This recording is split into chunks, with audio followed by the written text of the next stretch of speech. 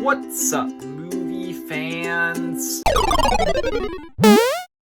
Guys, I'm not going to do a lot of introduction with this video because it's going to be a very long video. This is my part 2 of my MCU villains ranking. If you want to see part 1, it's up on the channel. You can go watch that and then come back here. Today we're going over the top 25. Let's just get into it. Number 25 is going to be Arnim Zola, the secondary villain of Captain America: The First Avenger, and he's a major villain in Captain America: The Winter Soldier. Arnim Zola, I've always found to be a very interesting villain because even though he doesn't have this particularly threatening screen presence, he has an undeniable impact on the overall Marvel Cinematic Universe. While he's on screen, he comes across as this kind of timid, weird, mad scientist. Hydra died with Red Skull when he disappeared, but Arnim Zola was the one who resurrected it and hid it within S.H.I.E.L.D. So even though he's not really a great villain when he's on screen, you cannot deny that he has a huge impact on the MCU as a whole. Number 24 is going to be General Ross, the secondary villain of The Incredible Hulk, Captain America: Civil War, and he's a villain throughout a few other movies in the MCU. General Ross, I think, is a pretty cool, threatening villain because he's a villain who wants power and control over all of these super-powered individuals, and he has enough resources to get that power. He is a huge influence in the US government. So throughout the movies he's in, he's able to just mess with the heroes so much and hunt them down. He's not amazing. He doesn't have the most memorable screen presence, but he's still a pretty good villain, and I can't wait to see what future movies do with him, especially now that he's being played by Harrison Ford. Number 23 is gonna be Icarus. Now, Eternals is a movie that a lot of people kind of have conflicting opinions on, but I like Eternals, and one of the main things that I like about it is the whole conflict between the Eternals. This movie explores this idea about the Celestials wanting to wipe out humanity in order to create this new Celestial, and it kind of explores this interesting idea of, is that okay? Like, yes, billions of people are going to die, but the Celestials are going to save hundreds of other planets, so it's kind of worth it. Like, the movie kind of explores that idea, and it has the Eternals kind of coming into conflict with each other over that idea. And Icarus is kind of the one who represents the Celestials' point of view. He's the one Eternal who says, yes, this is worth it. Wiping out humanity to help these other planets is worth it. And so he's turns against the rest of the Eternals, and I think that that is really interesting and makes Icarus a pretty interesting villain. Number 22 is gonna be Ghost. Now, when I first saw Ant-Man and the Wasp, I didn't really like Ghost that much. I thought that she was an unmemorable, unthreatening villain, and while I still don't think that she is the most threatening villain in this whole franchise, I think that she actually has a really interesting story. You kind of understand where she's coming from. She is one of the most sympathetic villains in the whole MCU because she is desperate. She has lived an entire life in constant pain, and she just wants it to end, and she is willing to do anything to make that happen, no matter how awful. So even though she's not the most threatening character, I find her to be an incredibly sympathetic character. Number 21 is going to be Arthur Harrow. Arthur Harrow is a villain who I think is almost entirely carried by Ethan Hawke's performance. I think Ethan Hawke manages to make Arthur Harrow a very threatening, memorable villain. And I also do think that his philosophy of wanting to kill everyone who has ever and will ever commit a crime, it's kind of interesting. It's kind of generic, but I do think that there is some intrigue behind it. Number 20 is gonna be Red Skull. Red Skull, I think, is an incredibly interesting character simply because of the movie that he is used in. Captain America: The First Avenger is a movie that stars Captain America.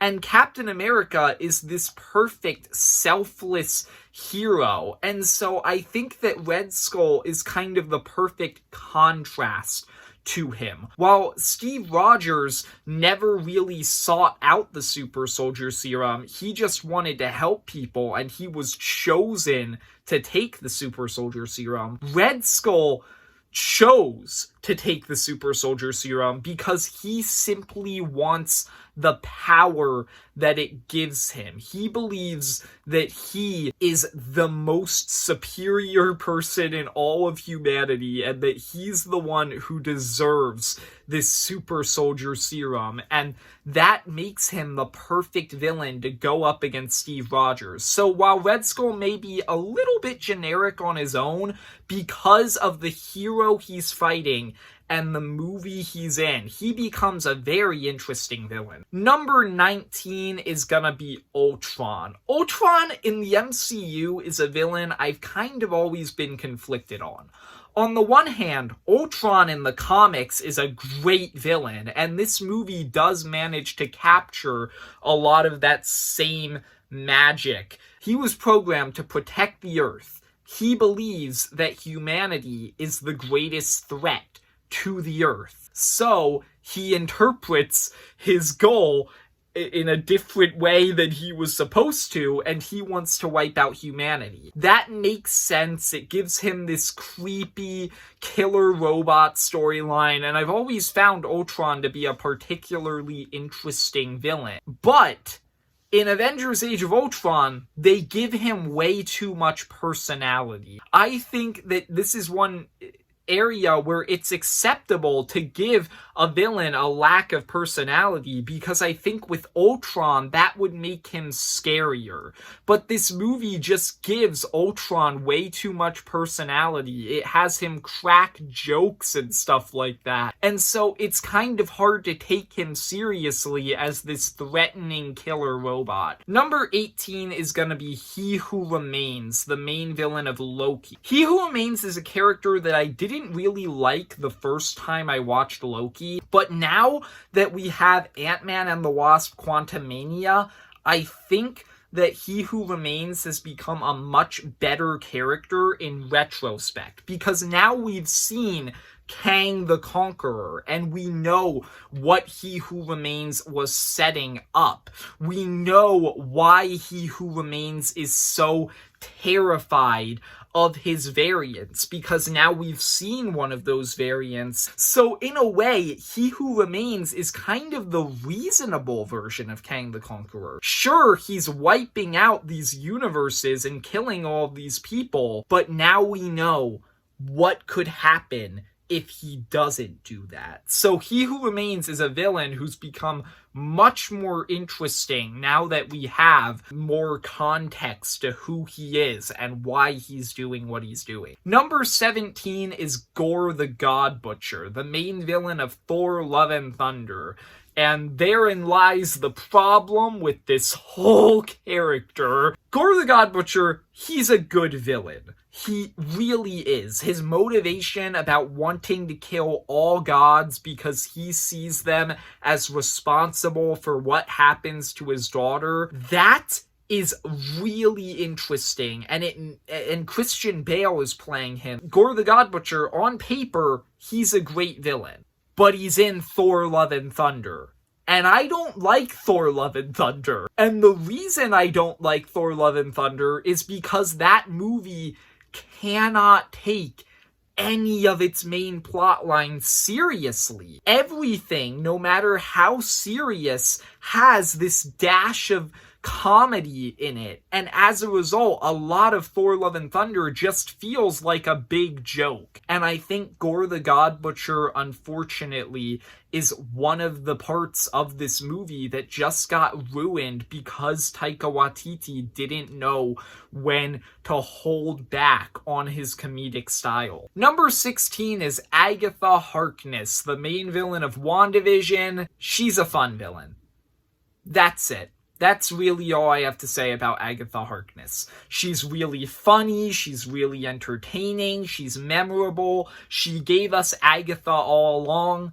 She's just a fun character. Not particularly deep, but fun. Number 15 is gonna be Mysterio, the main villain of Spider-Man Far From Home. Now, Mysterio is a character where when you really think about his motivation, it's kind of lame. He is a villain who's kind of like Aldrich Killian, where he's just incredibly petty. He feels like Tony Stark insulted his life's work, and so now he wants to destroy Tony Stark's legacy, even though Tony Stark literally sacrificed himself to save the lives of everybody on the planet.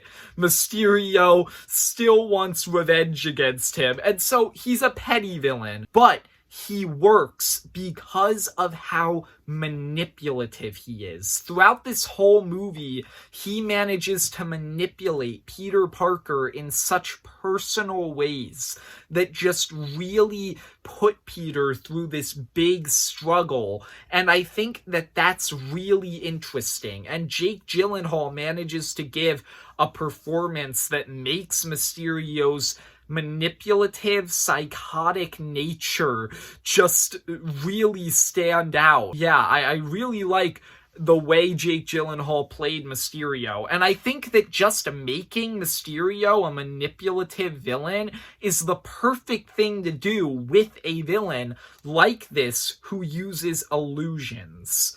Number 14 is gonna be Ego. Ego, I kind of have the same logic behind my placement with Ego as I do with Mysterio. Ego isn't the most interesting villain in the MCU, but he is a very threatening and manipulative character, and that just makes you hate him. I would argue that Mysterio might be the most hateable character in the whole MCU because he has no sympathetic qualities whatsoever. He is just a monster, and the way that Kurt Russell plays him, just giving him this threatening personality, having him manipulate Peter Quill, a different Peter, that was just really compelling.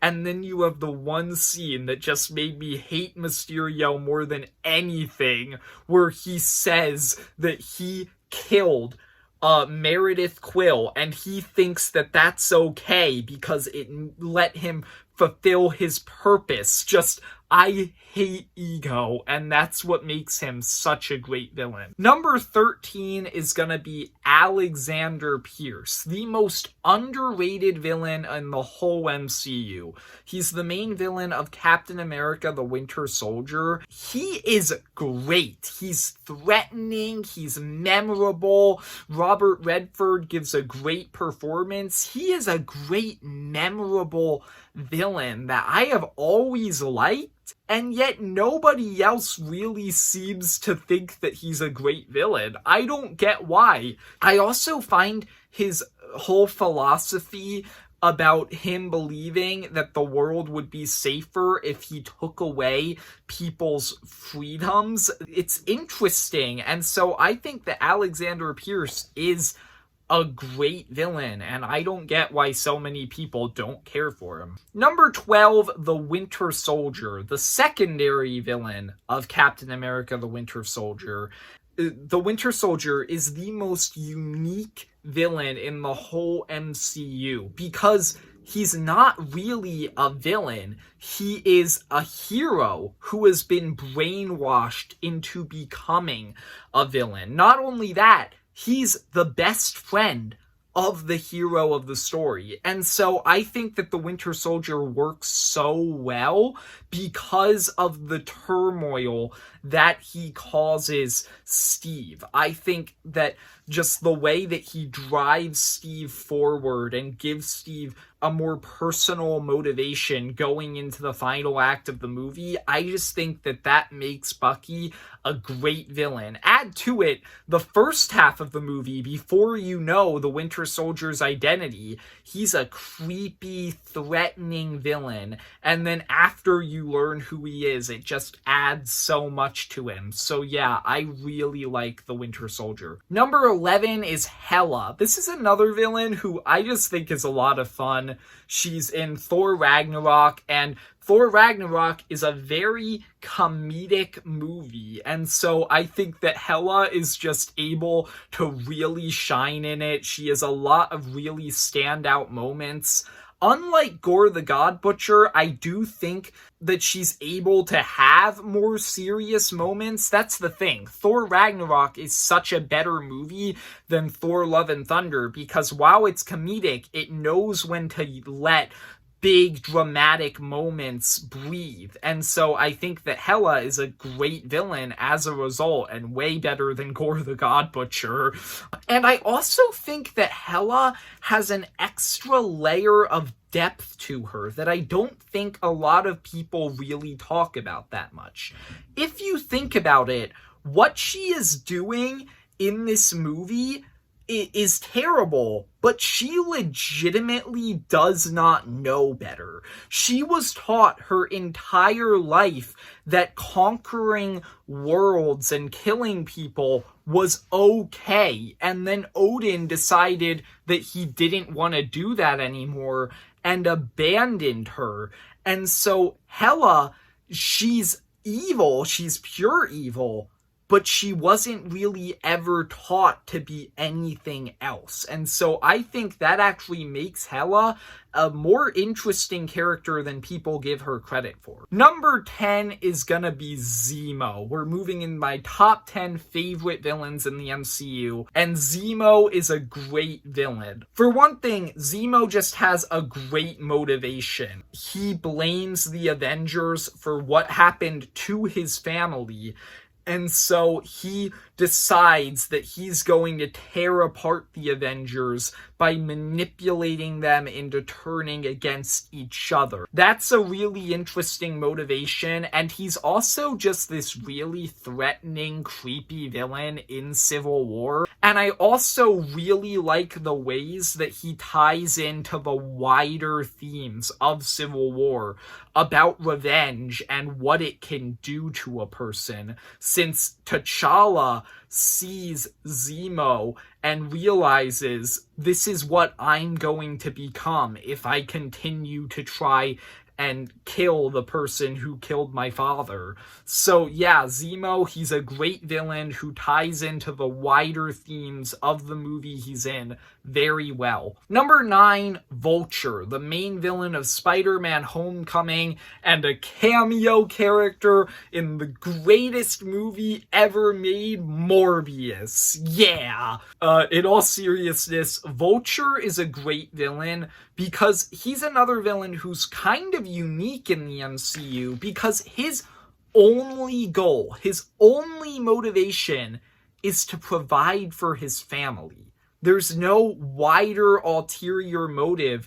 Vulture just wants to provide for his family, and he feels like he has been put in a situation where the only way he can do that is by selling weapons. What he's doing is wrong, but the reason he's doing it is noble, and you understand where he's coming from. Add to it, Michael Keaton is playing him. I don't know what else there is to say. That just makes him a way more interesting character and threatening villain than he already was. Number 8 is Namor. I think what makes Namor so interesting is kind of like Vulture. The reason he's doing what he's doing is noble. He just wants to help his people. He's trying to be a good king. But he has also been put in a situation where he believes that the only way to really protect his people is to wage war on the rest of the world, because he sees the rest of the world as a threat to his people. I think that Namor is a very interesting villain, where you hate him because of the things that he does in this movie, like killing Ramonda, but at the end of the day, he's doing all of it for this incredibly noble reason. Number 7 is gonna be Kang the Conqueror, the main villain of Ant-Man and the Wasp: Quantumania, and the entire MCU going forward from here. Kang the Conqueror really had a great debut in Ant-Man and the Wasp: Quantumania, mainly due to Jonathan Majors' performance. Jonathan Majors, say what you want about him in real life after the recent things that happened with him, he is a really good actor, and he manages to really sell you on Kang the Conqueror, making Kang this really interesting, layered villain. And I think the thing that managed to make Kang the Conqueror such an interesting standout villain is just how calm he is throughout Ant-Man and the Wasp: Quantumania, because you have the first, 2/3 of the movie, or the first half of the movie, where for the most part Kang the Conqueror is a pretty calm villain, and that makes it so that when you get into the third act, he just becomes such a scary villain, because you suddenly have him having all these violent outbursts where you compare it to him earlier in the movie, and it just makes him such a terrifying villain. I can't wait to see what they do with this character going forward. Number 6 is going to be the multiversal villains from Spider-Man No Way Home. I decided to group all 5 of these characters together because I don't really see a reason to put them separately on this list. I don't really have a lot to say about each of them individually, so yeah, I just decided to group them all together. I really like what they did in Spider-Man No Way Home with these characters. In general, Spider-Man No Way Home is just very good at taking a lot of the different elements from previous Spider-Man movies and giving them these really respectful, nice storylines that make those movies better in retrospect, and also create just a very well done, emotional, crowd-pleasing story. And I think that the villains are one of the parts of that makes it work so well, because each of the villains is given a story that makes sense in line with their original motivations, but also enhances them and gives them additions to their story that just make them more interesting. Green Goblin is obviously the standout because of Willem Dafoe's performance and the fact that he's just so threatening, but you also have Doc Ock getting this nice story where he gets to reconcile with Toby. You have Sandman and his story that fits with his character, where he just wants to get back home to see his daughter. You have Lizard being Lizard, and you have Electro wanting to mean something to the world because he feels like he means nothing. I think that all of these villains work really well, and I really like what they do with all 5 of them. Number 5 is going to be the Mandarin from Shang-Chi. Now, the Mandarin is just such an interesting villain in Shang-Chi, because he's a villain who, once again, has an incredibly sympathetic motivation where you get where he's coming from, but you also just hate what he's doing. He is in this vulnerable place where he is desperate to get his love back after she died, and so he allows himself to get manipulated by this dark creature into believing that she's still alive. and he's willing to commit all of these atrocities to get her back. And that makes him an interesting character. It also makes him threatening, and you hate what he's doing throughout the movie, but you understand why he's doing it. Wenwu, the Mandarin, is a villain who worked very well. Number 4 is gonna be Killmonger, the main villain of Black Panther. In my opinion, Killmonger is a great villain because I just think that, for one thing, he's once again a very threatening antagonist because of Michael B. Jordan's performance. He's very memorable, he's very scary, he's just a great villain, but once again, you understand where he's coming from. He has been oppressed his whole life, and he has lived his whole life knowing that there is a nation out there with all of these resources that could help him if they just wanted to. And because of that, he's become bitter, and he thinks that he needs revenge against Wakanda. Yeah, he's a great villain. I think Michael B. Jordan's performance is fantastic, and I love the way that by the end of the movie, T'Challa actually agrees with him, and he's like, you know what, you're right, we should be doing more. And so that just makes Killmonger an even more interesting character than he already was. Number 3 is gonna be Scarlet Witch, the main villain of Doctor Strange 2 and a main character in a lot of these other movies. And Scarlet Witch is a great villain because she's a misguided hero. She just wants to do the right thing. But because of her trauma that she's experienced throughout all of these other movies where she's lost everyone in her life who's ever mattered to her, she now doesn't even really know what the right thing is anymore. And so as a result, she makes some very bad choices throughout Doctor Strange 2 and throughout WandaVision, where she tortures all of these innocent people, kills all of these innocent people, and all throughout the way, she doesn't realize what she's doing, how she's hurting people, because she is so blinded by grief.